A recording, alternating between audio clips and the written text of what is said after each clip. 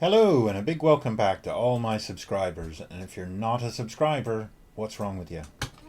I wanted to talk today about language exchanges and what you can do with language exchanges. I'm going to give a pretty long list of different ideas and things you can do to keep your language exchanges interesting, and keep building your vocabulary. Because one of the problems that I have discovered with doing language exchanges, and I have done thousands of them, is that you rapidly learn everything there is to know about a person and their work and where they live and their family, etc. And then you kind of run out of topics and things to talk about. Um, so today I just wanted to go through some things that will keep the sort of language exchanges as a challenge, and the topics that you can explore to try and practice your language skills and foster interesting conversations. So I'll just run through a few of these ideas. One of the first things is your hobbies and interests. Now, discussing hobbies is a great way to learn vocabulary related activities. Whether it's sports or arts or games or whatever, there's always something to talk about. And then there's books and films, so share your favorite books or films, discuss plots, characters, themes, and this will lead sometimes to cultural exchanges, talk about literature, often reflects a society's values, etc. So, that's interesting. And then there's travel, so share your travel experiences and your dream destinations, discuss the places you've been and where you want to go, because this requires a rich vocabulary related to geography and culture and adventure, etc. Then talk about news and current events. Now this helps improve your language skills, but it also keeps you informed about what's happening in the world. There's food and cooking, so share favorite recipes and cuisines. Now this can be a fun way to add vocabulary to your repertoire. And then technologies, discuss the latest gadgets and apps and tech trends.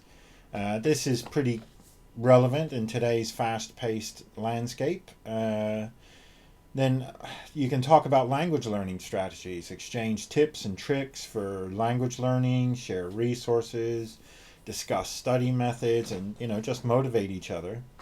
And then cultural traditions, you can explore each other's cultural traditions, customs, celebrations. This provides insight into language usage in sort of specific contexts. Talk about yourself and your personal goals, long-term, short-term goals, aspirations and plans.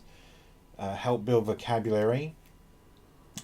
Go into a debate or engage in a friendly debate on topic.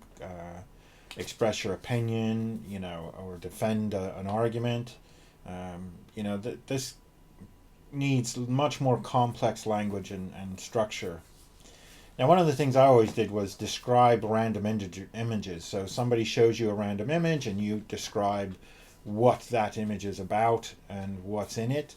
Now, another thing you can do is create a role-playing situation where you have a scenario like ordering food in a restaurant or making a call to book a reservation, negotiating a business deal, all that sort of thing.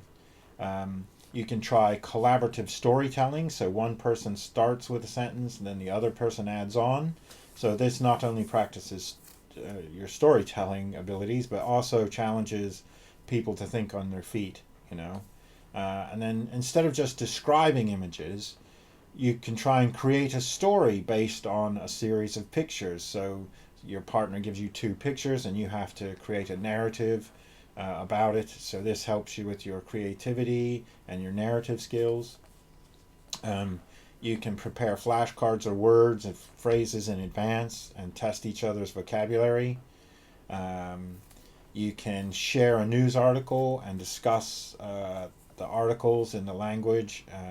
This helps your language skills, but also keeps you informed of current events. And again, you can have a debate about that. You can take turns doing word association. So someone says a word and the other person responds with the first word that comes to mind. So this is for quick thinking and vocabulary recall.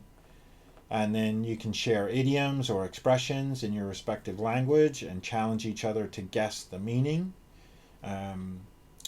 You can play the classic game 20 questions, where each person thinks of an object and the other person has 20 chances to guess what it is by asking yes or no questions. Each person could describe their day and give a detailed account of their day. This can lead to some repetition as well, but it's a useful sort of exercise to start with. And then there's always jokes and humor. You know, you can share a joke or a funny anecdote in the language. Humor can be quite challenging because of cultural nuances. You know, it's difficult to understand some jokes. Generally, jokes tend to be play on words or a reference to a cultural situation that you might not know. So I don't really recommend jokes so much. But you know, you can do it, you can use it. So these are just some of the ideas. If you've got others that you use in your language exchanges, please put them down in the comments, because it's really helpful for me, and I'm sure everybody else who's interested in watching this sort of thing. So if you're interested in these sort of videos, please like and subscribe and hit the notification bell and share it around to everybody. And I will see you soon. Thank you very much.